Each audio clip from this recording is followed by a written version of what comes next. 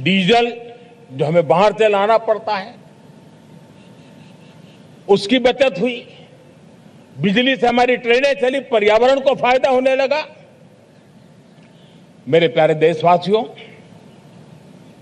हम यहां से नहीं रुके हैं, हम दुनिया के अंदर पीछे रहना नहीं चाहते। पिछले दिनों आपने खबर सुनी होगी, भारत ने ईंधन का नया क्षेत्र को भी छू लिया है। देश ने पहली हाइड्रोजन से चलने वाली ट्रेन शुरू कर दी है और मुझे खुशी है, ये सबसे लंबी ट्रेन है और सबसे ताकतवर ट्रेन है और दुनिया में हाइड्रोजन ट्रेन के क्षेत्र में भी भारत ने अपना झंडा गाड़ दिया है। प्यारे देशवासियों, पिछले 10-12 साल हम लगातार 2047 के लक्ष्य को पाने के लिए दौड़ रहे हैं, एक के बाद एक सोपान सिद्ध कर रहे हैं। हमने सोचा भी नहीं था कि हमें इसमें भी कुछ मुसीबतों का झेलना पड़ेगा। पिछले 10-12 वर्ष में कितने संकटों का सामना करना पड़ा। कोरोना जैसी वैश्विक महामारी ने पूरी दुनिया को चिंता में डाल दिया था, सारी व्यवस्थाएं चरमरा गई थी। कोरोना से बाहर निकले, युद्ध की विभीषा की खबरें आने लगी, कहीं यूक्रेन तो कहीं पश्चिम एशिया, हर जगह पे तनाव का माहौल। और पता नहीं भविष्यवेत्ताओं ने तो न जाने क्या क्या घोषणाएं कर दी थी। देश को डराना, देश को भयभीत रखना, देश को चिंतित रखना, इसी में कुछ लोगों को आनंद आता है। वैक्सीन नहीं मिलेगी, कोविड में लोग बचेंगे नहीं, कुछ भी नहीं होने वाला। वेस्ट एशिया का क्राइसिस आया, पेट्रोल पंप पे पेट्रोल नहीं मिलेगा, गैस नहीं मिलेगा, डीजल नहीं मिलेगा, फर्टिलाइजर नहीं मिलेगा। सारी दुनिया भर की अफवाहें फैला करके भारत के लोगों को भयभीत करने का, डराने का, चिंता के अंदर डुबो देने का कुछ लोगों को आनंद आ रहा था। लेकिन देश ने देख लिया कि पिछले 10-12 साल की सुविचारित योजनाएं रंग ला रही है और हम इतने बड़े संकट के बावजूद भी नागरिक देवो भव के मंत्र को लेकर के जीते हुए भारत ने जो तैयारियां की थी, एक के बाद एक कदम उठाया था।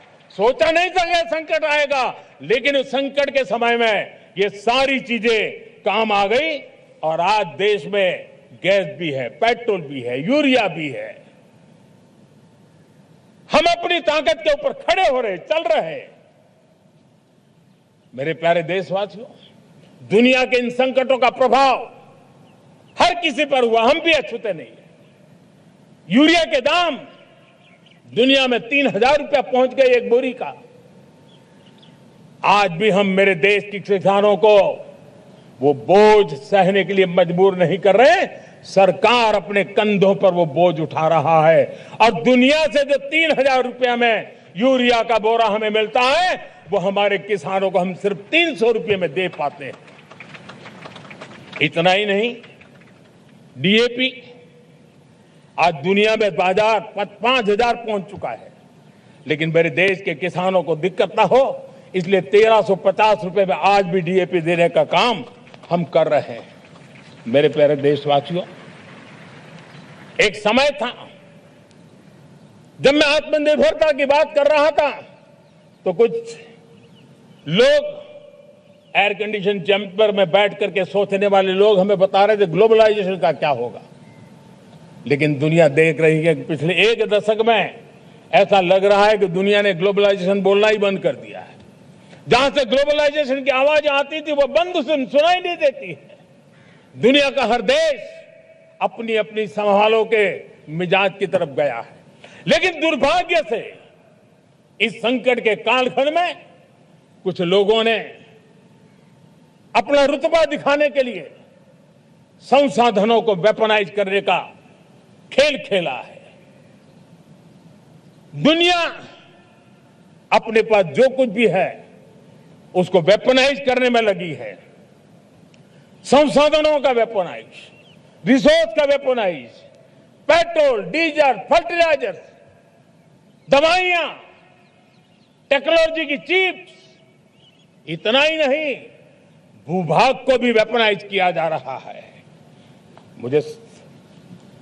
और ऐसे समय अगर हम आत्मनिर्भरता मंत्र को लेकर 10 साल सही दिशा में न चले होते तो हम कल्पना कर सकते हैं कि ऐसी चुनौतियों का मजबूती से मुकाबला कैसे करते हैं। और हमारी तैयारियां निरंतर बढ़ती जा रही है। मेरे प्यारे देशवासियों, दूसरी तरफ आज भारत का प्रोफाइल पूरी तरफ बढ़ रहा है। आज भारत दुनिया के लिए एक स्वीकृत और सम्मानीय देश के रूप में बन रहा है। भारत के पास स्थिर पॉलिटिकल मैंडेट है, स्थिर सरकार है, भारत का वाइब्रेंट लोकतंत्र है, भारत का मजबूत न्याय तंत्र है और हम सबको दिशा देने वाला भारत का संविधान है। और अब दुनिया हमारे इन सामर्थ्य को पहचानने लगी है और इसलिए 2014 के बाद दुनिया करीब करीब 40 देशों के साथ हमारा FTA एग्रीमेंट हो रहा है। अब देखिए कितना बड़ा अवसर आया है। लेकिन ये जो ट्रेड एग्रीमेंट्स हुए हैं ये एक बहुत बड़ा अवसर है और इसलिए खास करके मैं मेरे MSMEs को कहना चाहूंगा कि हमें इस मौके को छोड़ना नहीं है। दुनिया में हमें पहुंचना है। भारत के उत्पाद की हर चीज विश्व के बाजार में पहुंचे और चाहे हमारा टेक्सटाइल हो, हमारी मशीनरी हो, हमने दवाइयां हो, हमने मौका छोड़ना नहीं है। लेकिन वैश्विक जो पैरामीटर्स हैं उस पैरामीटर को हमें पार करना होगा। हमें दुनिया से जो मिलता है उसे अच्छा देना पड़ेगा, दुनिया में जो मिलता है उसे सस्ता देना पड़ेगा। और पंजाब के लुधियाना से लेकर के तमिलनाडु के तिरुपुर तक हमारा टेक्सटाइल सेक्टर दुनिया में पहुंच सकता है।